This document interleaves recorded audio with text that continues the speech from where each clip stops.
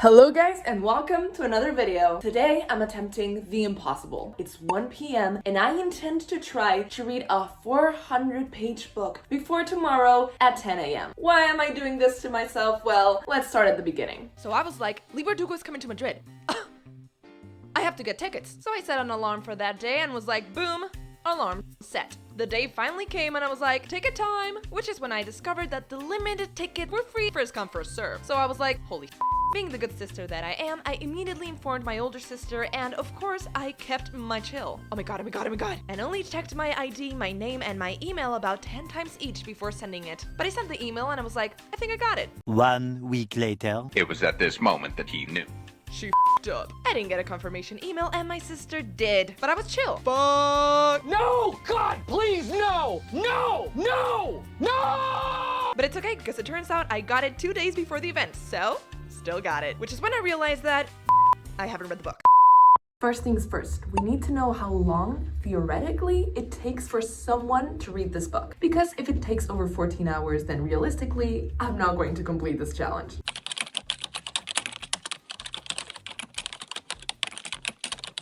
6 hours and 23 minutes. That should be good. And that's how we got here. If I don't read this, I'm pretty sure I'm going to get spoiled for everything. So given that I fought for these tickets, that I fought for my place in this book signing, I am going to show up there having read hopefully 100% of this book. Let's get reading.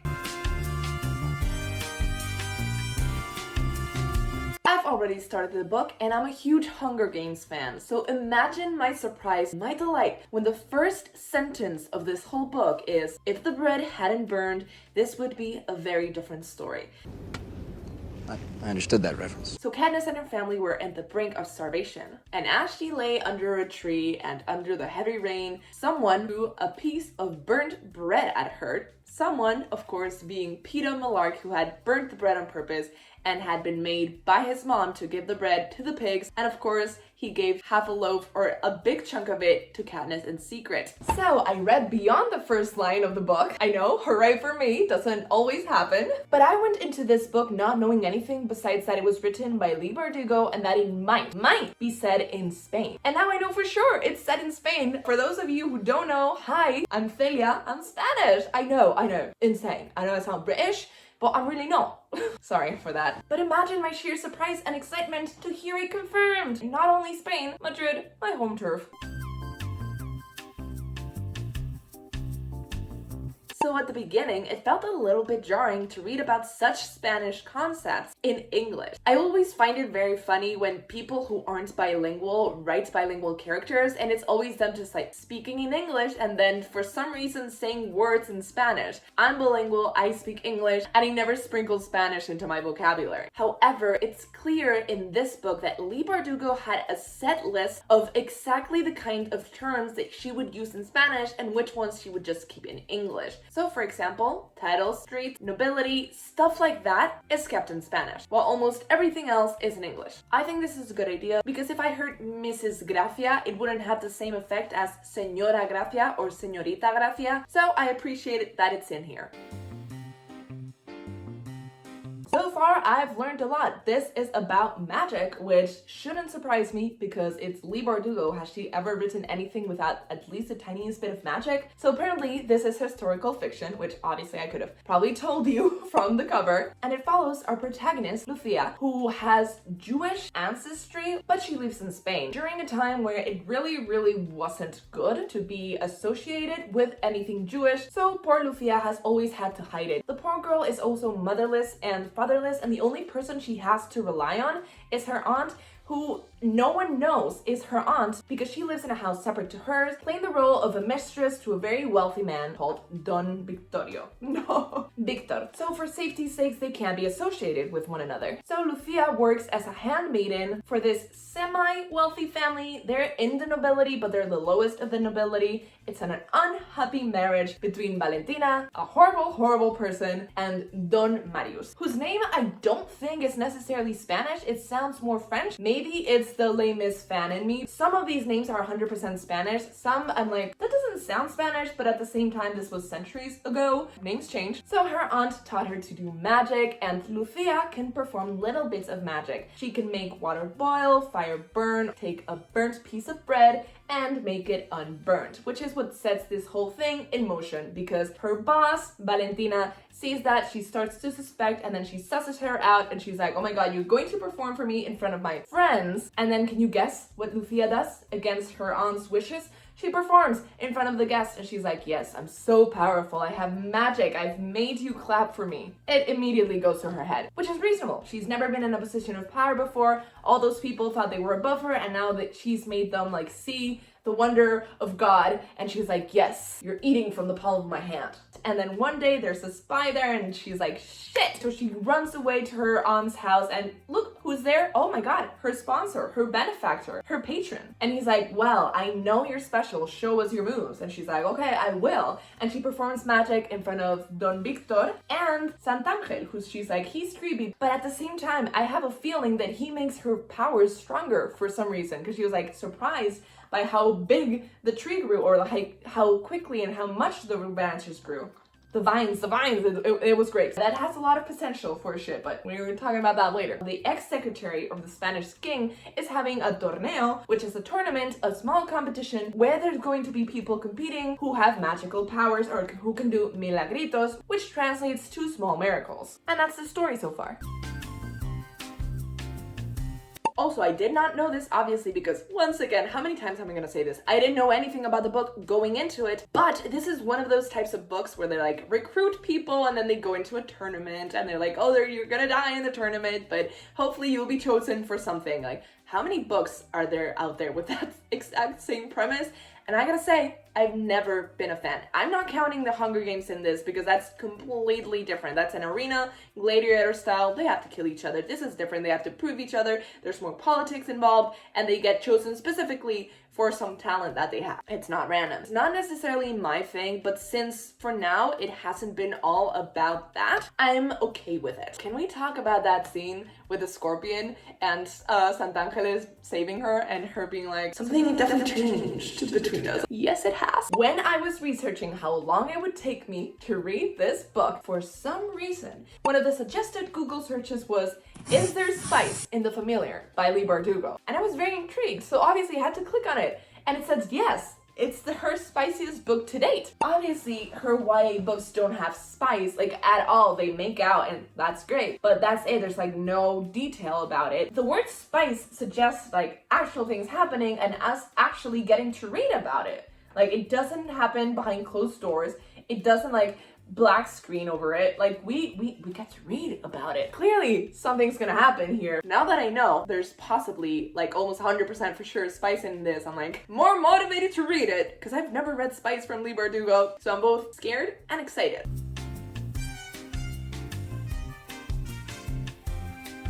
I haven't read a book set in Madrid since high school. Honestly, I'm really enjoying knowing all the places that are mentioned here because they're like, oh, we went down this street. I'm like, ha, I've been there. I know that subway station. The San Ginés thing was jarring at first because I was like, is she going to church or is she going to get hot chocolate? I was very confused. A part of me wants to trust that Leigh Bardugo did her homework, and another part of me wants to be like, I'm going to be the worst fact checker in your life. I'm going to be fact checking every single street that she mentions. Now I'm wondering, can Leigh Bardugo speak Spanish? I will find out tomorrow.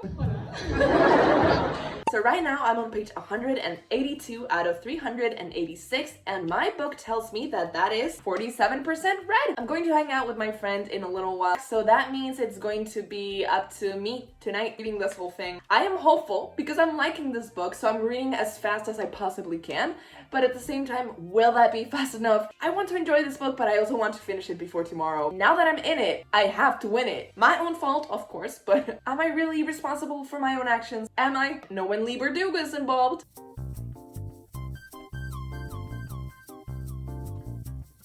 One thing that I was not expecting is the different POVs. POVs and which POVs you're getting is usually something that you can expect in a book if you've read what it's about. But I came into this completely blind without knowing anything at all. So imagine my surprise when this is in third person and it starts with Lucia. And I'm like, okay, Lucia is our protagonist.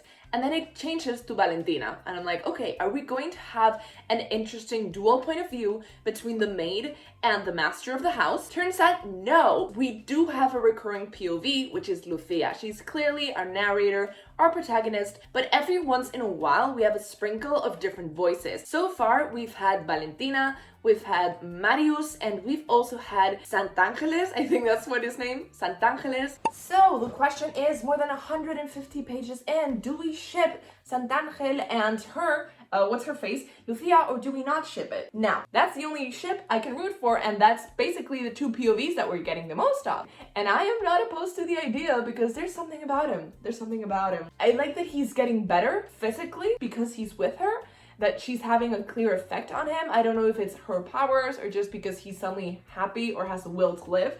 I also love that he's a very morally great character because yes, he's helping her, but he's trading his imprisonment for hers. So the moment she wins because of him, because of all his help, he's gonna be like, I'm free. Now you are his possession and it's not my problem anymore. Because in other types of books, you would guess that in the end, he would repent, he would give his life for her, and he would be like, no, I'm not doing this anymore because I love you more than I love my freedom. But it doesn't look like it's gonna be that kind of book. It's too realistic for that. All this to say, I do ship it. But the first time we saw Santangel, I was like, not this guy. He looks sick, he looks creepy. But at the same time, I was like, why did he make her feel like she was floating off her shoes? Like, is that a metaphor for love at first sight? Who knows? Honestly, now I know that she's a little bit more attracted to him, but at that moment I was like, it could be like 50-50. Obviously, she's basing her own reaction to him on her aunt's reaction, and her aunt is scared of him, so naturally she's like, oh, I should be scared of him as well. But as time progresses and as they spend more time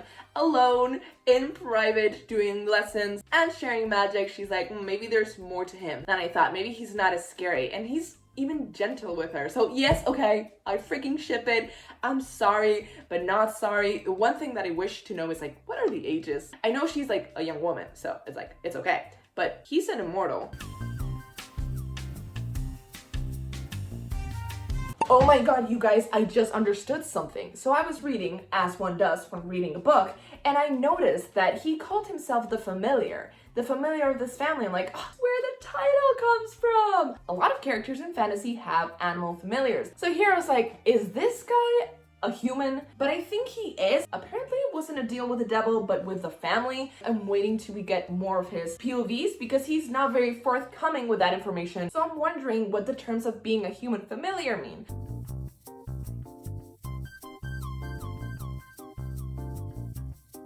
Without further ado, I am now going to go to the subway to see my friend. Pray for me that I get at least 60 pages read and I get to like 200 and something, so I only have about 150 pages when I get back. 150 pages is over 2.5 hours for me. Pray for me. What have I done? What have I done?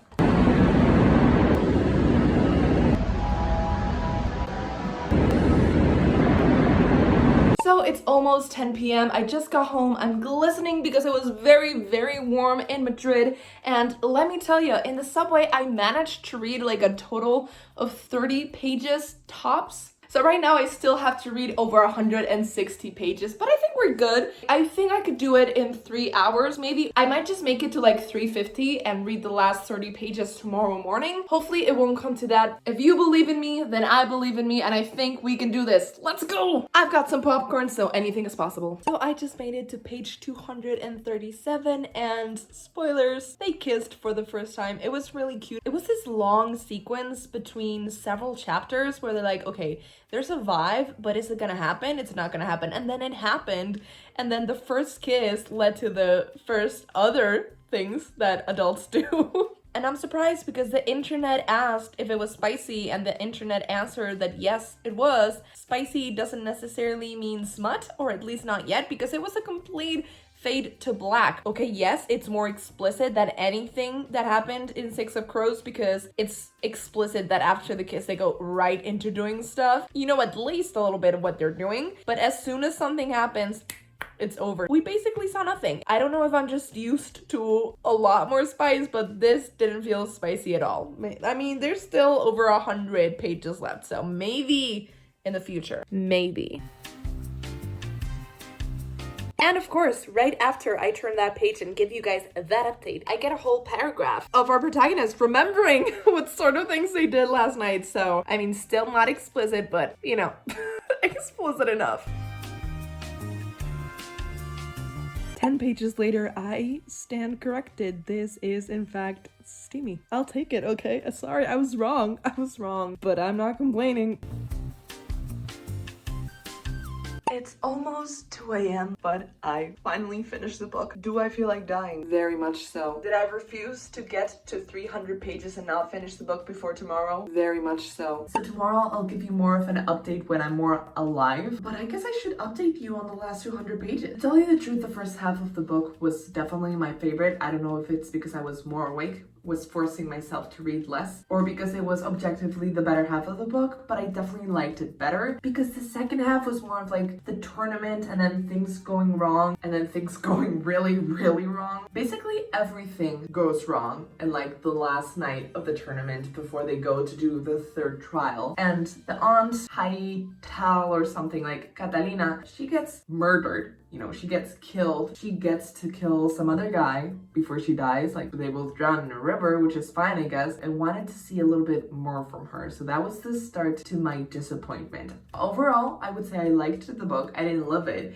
but it was definitely entertaining. I was missing something else for her. Like, I wanted her to have a better ending and for her to have an ending that had more to do with Lucia. Here, you know, she was like, oh, I should have waited more for her, but she was still running away and running away without Lucia. After her death, we go to the third trial. We find out that the King of Olives, or the Prince of Olives, has obviously betrayed us because he's a man in historical fiction. Of course he was gonna be an ass. We all saw it coming. After that, Lucia is taken to jail, literally gets tortured, and while all of that is happening, we have Santangeles also being tortured. Not the most fun for either of them. But while all of that is happening, we have best girl Valentina seeing her husband for what he truly is for the first time, a coward, and her being like, well, I want to have my lesbian renaissance. Her finding this acclaimed lady playwright and just being like, I'm gonna live my sapphic dreams, and she does. They live together, and then at the end they both live together at her house without her husband, and she has this wonderful line that I'll mention later on, but I was like, yes. She decides to help Lucia as much as she can from outside the jail and make her jail experience as good as possible. So I was like, yes, I'd love to see it. I love to see the development in their relationship and her own character development. That was probably the best part of the book for me. At this point, I feel like I'm losing my mind, but I want to update you on everything that I've read, and it's more than 200 pages, so there's a lot to update. Basically, the ending is that they're both brought together, and he's like, sacrifice me, because obviously you can't hurt him. He has my luck. That way you will finish him, because if I die, then he doesn't have his luck anymore, and then you can kill him. And she's like, okay, great. I'm not gonna do that, and we're both going to die together. So the ending is very Wicked-esque, because they're like, oh, everyone has to think that we're dead, but we're not really dead. And that's actually what happens. They both, it looks like they're burning in the pyre, because obviously that's how you get rid of witches. But they teleport for some reason. For some reason. Somehow Palpatine returned. They teleport and they appear naked somewhere else, which, you know, fun for the locals. And when they spend their first night together in freedom, the next day they wake up, Santangeles dies. He literally crumbles to dust, like Thanos snapped his fingers, he's just poof. But I don't know what kind of Deus Ex Machina shit Lucia pulls, but she does something. He's brought back to life. But the fact that he died, obviously he died because he wasn't near his master, but the fact that he died means that his master, Don Victor, is not tied to him anymore, and therefore he doesn't have his luck. And that was one of the things that I found to be a bit lacking, because I wanted his punishment to be much more intense, less gradual, and just more obvious. The same can be said for our pretty face, king of the what? Prince of the Olives. I feel like he got off pretty easy. Also, the fact that our main couple is still immortal and just living together forever is something that I didn't like, because basically what happens is that he just keeps dying every morning and she brings him back to life. So it makes it look like their love wasn't as pure and he just stayed with her because that was his only way of staying mortal. I think it would have been a much more powerful story, not had both died at the end, if neither of them had had immortality. She found a new life and an exciting life in him, and he found the end of his life, but a happy end of his life with her. That's what I would have liked to see. I've been working all week, waking up at 7 a.m. I am too old to be staying up till 2 a.m. to read a book, and I have to wake up early tomorrow to be there. Will I regret it? No, maybe. At least I enjoyed the book. The first half, I don't think she stuck the landing for me. Like, the message wasn't there. And also, as a Spaniard, I have to come here and defend Spain. Like, obviously, Spain was the villain of the story. There were, things were justified because Spain has not been the best place to live for Jewish people. But I do have to say, it kind of idolizes Holland as a great place to live and as a country that didn't commit as many atrocities as Spain lived. And I find that laughable because Holland and the Netherlands is a country that committed probably the most atrocities against people who were suspecting of being witches. I'm pretty sure they have the highest body count. So the fact that Leigh Bardugo was like, yeah, they'll go to Holland, they'll be so happy, they're like the Dutch. They're so nice. And obviously they do have that stereotype that they're so nice, but you might want to look into their history a little bit more, because obviously a lot of European countries, like terrible mess. But the Dutch, you should look into them. Obviously Spain is not exempt for anything, like we know, but watch out for the Dutch. And with that lovely warning, I am going to bid you good night. Gonna try to sleep as much as humanly possible, and I will try to tell you guys my favorite quotes and passages tomorrow and give you my final thoughts. Good night. Also, the fact that the little saint that was almost burnt in a pyre was a 39-year-old woman, and people thought she was 9, and the reason that she was captured was because she was horny and she wanted to kiss an adult man. Where did she come up with this? Good morning! So today is finally D-Day. I'm going to have my book signed by Leigh Bardugo, and my dog is looking at me like I'm a crazy person. Why is he staring at me so intensely? Someone explain it to me. My other doggo, Maxie! He's a bad boy. I dressed today specifically in accordance with the cover, so I would matchy match even though I do not own the book. So I hope Leigh sees and appreciates this outfit. I think he likes it at least. But I'm going to this book signing with my sister, and they're allowing 3 books per person, and Marta has only read the Six of Crows duology, and she only owns Six of Crows because we can't find Crooked Kingdom in her edition, so she's going to get 2 books signed for me, meaning I'm gonna get a total of 5 books signed for me. Yo voy a sacar el libro para que lo vea. Madre mía. ¿Por qué hay tantos lectores? No, mejor, cuanto más haya. Claro, en mi mail ponerte a ti, a no sé quién, a no sé cuántos. Hicieron bien el casting. No, creo que es como el vibe. ¿Cuál? Ah.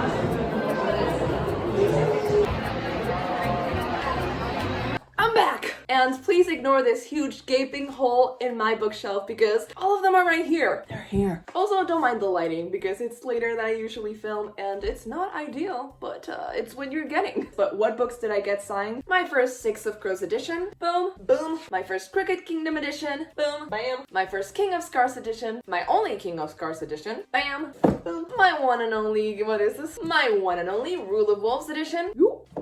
And finally, my second Six of Crows edition, Blam. You don't go there. The event was fun. Honestly, I kind of liked the one that I went to Taylor Jenkins Reid at a bit better, just because I like that format better. Here, on the other hand, we got to enjoy a half-an-hour interview with the translator of the book, which was a lot of fun. And then we got Leigh Bardugo.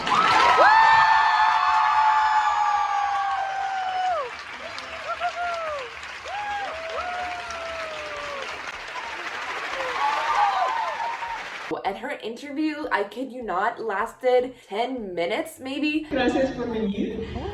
Estoy muy contenta de estar aquí con vosotros en Madrid.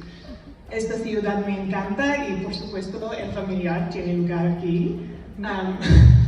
Esto es todo lo que puedo decir en español. Pero quería daros las gracias y deciros que estoy muy agradecida con todos vosotros. Vale, pues vamos a cambiar de tema y hablar de libros. And then they opened up the floor. Keep in mind that half of those minutes are interpreting because the public was Spanish and a lot of them didn't speak English.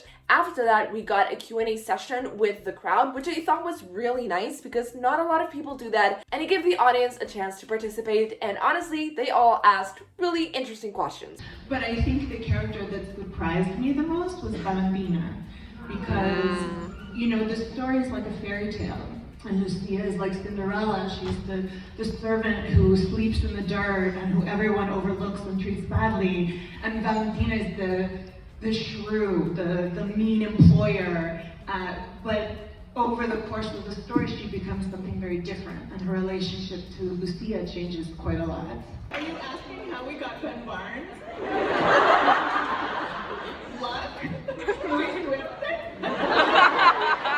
Eric Heiserer, who was our showrunner for the show, his wife, Christine Boylan, wrote on a television show called The Punisher. And Ben is in that, he's amazing in it, and when we were trying to figure out who could play this part, because it's a difficult part, right? Like, you have to be hot, but you important, muy importante. You also have to have some presence. You have to believe that this is somebody who people would follow into battle and give their lives for. So we needed somebody special, and Ben is really a phenomenal actor and an amazing human being. And he also sings it. The world around us is diverse. It's not unnatural to write diversity. It's weird to create a world that is just white, straight, able-bodied. Like, that's not what the world looks like. So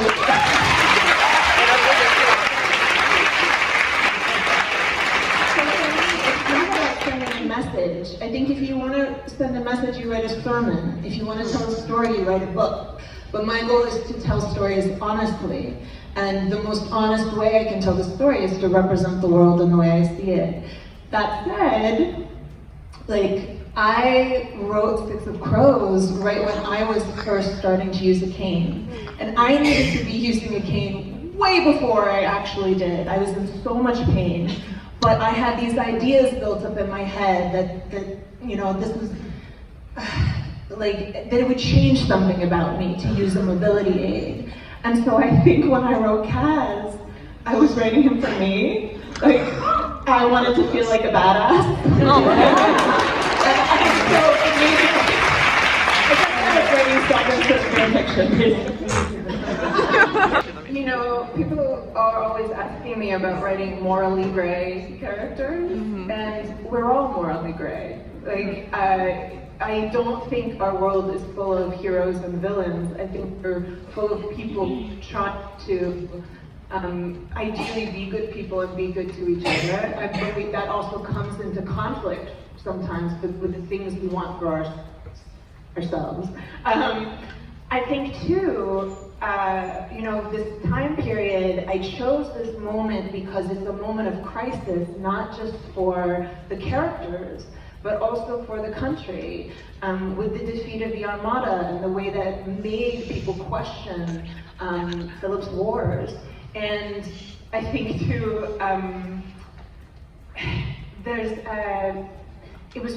the biggest challenge was to, as a modern person, as a secular person, to get my head around the idea of the threat of purgatory and how deeply people believed that in the afterlife and the possibility of going to hell, and that your soul, that is not a modern idea that we have, but this relationship to the soul, and then the conflict between miracle and magic, it just felt very rich to me in terms of a very different way of looking at magic than I had in my previous books.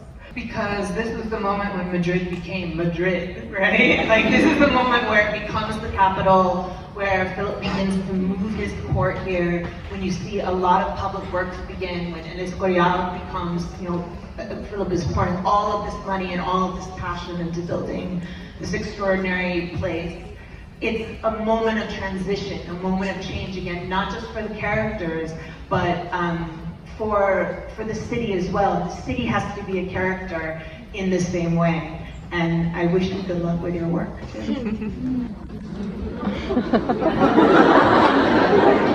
Oh no. Can I just pick somebody who lives quietly? Oh boy.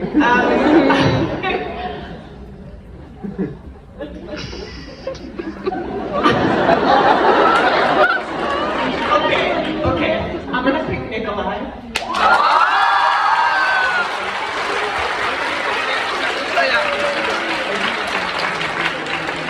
Really smart. He's a great dresser. And now he doesn't have to be king anymore. But after 10 or 20 minutes of that tops, they were like, okay, that's enough for today, or forever, because I don't know if she's ever coming back. And they were like, okay, you're just gonna come up here, take pictures. And actually, they told us at the beginning, like, oh, we could film with your phone if you want to. But then they were like, no, just pictures, no filming. And you can't take pictures, you can't take any pictures. They won't be posted. I have to say, it was a free event, so I'm not complaining. Except that I am, because if it was a paid event, then it would have been easier to get tickets because not as many people would have applied. But I digress. I would rather have a post picture and one signature, I think. But that's just me. But most people there did get 3 books signed. And there were a lot of people there, which means that me and my sister, who were sat at the very back row, we had to wait for over 2 hours until we got the chance to walk on the stage and have our books signed. If they were selling books there, then I would understand them wanting to sell more, and a tactic for doing that would be, oh, you can have more books signed, buy more than one. They weren't doing that, so the fact that they were like, oh, 3 books, do you think we need incentive to come here? No, we want to see Leigh Bardugo. It doesn't matter if it's 1 or 5 books, like, we want to see her. So make us just take 1. I'm the most hypocritical person alive right now because I did take 5 books there, but we got goodies. This was a free event, so I was like, heck yeah! I think this is perfect to take to the beach or like grocery shopping. We also have this very handy guide, and I love that it has a map with all the little history, all the little tidbits, and we have more here. So if I wanted to take a tour of the Madrid that they lived in, I could. This little tiny notebook. It says, ahora ya nos conocemos. A ver lo que logramos con menos mentiras entre nosotros. Which roughly translates to, we know each other now, let's see what we can achieve together with less lies between us. It's a line that the scorpion-coded character says to our main character, Lucia. Overall, I loved meeting Leigh Bardugo. She was signing books for over 2 hours. I'm pretty sure she hadn't had lunch, and it was 3 o'clock, and that's normal for a Spaniard, but for American, that must have been really hard for her. And in fact, when I went up to her, I was like, I'm gonna ask her a question. I'm going to ask her if she went to San Ginés. I've mentioned this several times in the video. I thought they were mentioning the churro shop. No, it was actually a church, but it's actually also a churro shop. So I was like, she must know about it because she researched San Ginés. So the first thing to come to mind is obviously the churro shop. So I was like, oh, have you been to try churros at San Ginés? And she was like, no, actually. And I was like, you have to go there. They are the best. They're so good. And her assistant was also like, those sound really good. I'm like, yeah. And Leigh was like, oh, I'm actually really hungry. And that made me feel a little bit bad for her, but she was so nice. She was the sweetest. She made eye contact when we were talking. She talked to me while we were signing books. I never felt like she didn't care or she wasn't paying attention to me, and she had already met over 200 people, so that made me feel quite special. So Leigh Bardugo, if you're watching this, you were so nice. Thank you for such a great experience, and I hope you come to Madrid again because I really enjoyed it, and hopefully next time your interview will be longer, and if you want, I will be there to interpret you. I don't know, but if you personally ask me, I will do it for you. Overall, I think I would give it a 3.75 out of 5. I think this book actually deserves 4 out of 5 stars as a review, but personally I enjoyed books because of characters. I was missing a little bit of that and the ending. Objectively, it is a 4 out of 5, but personally, emotionally, it didn't affect me as much as a 4-star book should. But I'm just gonna shut up now because this video is going to be way too long for the concept of the video. So please leave a like if you like this video, comment down below if you have read The Familiar or if you have ever met one of your favorite authors, because it truly is such a marvelous experience. If you are an author, come to Madrid and I will go watch you do whatever you want to do. Can I maintain that promise? I don't know. Subscribe if you haven't already and click that bell button to get notifications every time I post a new video. I post videos just like this every single Friday, and I guess I'll see you guys next time. Bye! Santangel had known plenty of misery, but summer in the stench of Madrid was its own unique punishment. Maybe it smelled bad back then, I will take that, but it doesn't smell bad anymore. And no, that doesn't have anything to do with the fact that I don't have any sense of smell, thank you very much. This before they have even kissed or anything has happened between them. With his scullion in his arms, Santangel strode past the luckiest man in Madrid. With his scullion! Perhaps they should have cut her hair that day. If Valentina had picked up the razor or Jualit the shears, if Lucia had bent their head to their ministrations, maybe more than one of them would have returned to the shabby house on Calle de los Santos and lived to tell their story. Very, very fun because it mirrors the first sentence of the book. Misdirect if I've ever seen one. Now his heart beat, his stomach growled, his hardened. My brain. Every time I read that word in an actual book, I'm like, is this allowed? Wine and lemonade, a mixture from Leon they drank during Holy Week. They call it Matar Judíos. So I'm not saying I'm proud of all of Spain's history. If you understand the translation, oh my god, what is wrong with us? And the best line for the best character of all, Valentina never did bear a child, but she had many daughters who came from all over Spain to the house of Calle de los Santos seeking sanctuary.